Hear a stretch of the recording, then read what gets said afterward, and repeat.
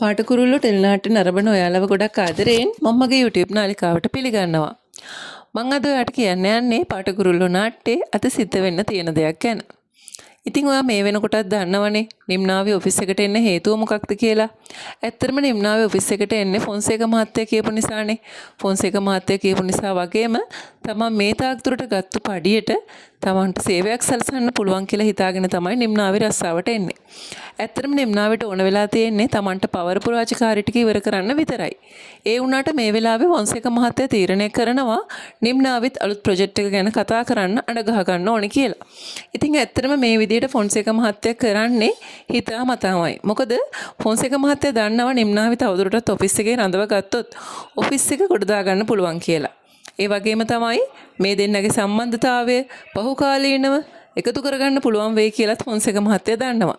ඉතින් ෆොන්සේක මහත්තයා ඔන්න ඔය හේතුව නිසා තමයි මේ අලුත් ප්‍රොජෙක්ට් එක කරන තැනටත් නිම්නාවිට එන්න කියන්නේ.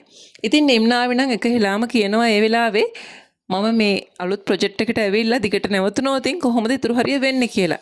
ඒත් ඉතින් කොහොම වුණත් නිම්නාවිට පුළුවන් කමක් ලැබෙන්නේ නැහැ ෆොන්සේක මහත්තයාගේ තීරණය වෙනස් කරන්න. ඒක නිසා තමයි නිම්නාව එතනට ගිහිල්ලා කතා කරන්නේ.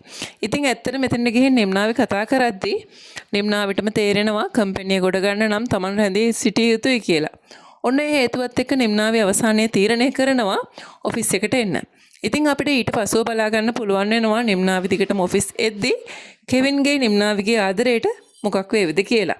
මේ වෙද්දි නම් නිම්නාවි කෙවින් එක්ක හොඳටම තරහෙන් ඉන්නේ. භාවනා කිව්ව දේවලුත් අහලා. ඉතින් ඔන්න බලන්න යාළුවනේ මේ විදිහට දිගටම ඔෆිස් එනකොට නිම්නාවිගේ හිත වෙනස් වේවිද? ඔයාට පුළුවන් ඒ ගැන මට කමෙන්ට් කරලා කියන්න. ඒ වගේම ඔයා මේ වීඩියෝ එකට කැමති නම් ලයික් එකක් දාන්න කමෙන්ට් එකකුත් එක්කම. channel එක subscribe කරලා නැත්නම් මතක ඇතුව channel එකත් subscribe කරගෙනම මාත් එක්ක එකතු වෙන්න කියලා ආදරෙන් කියනවා.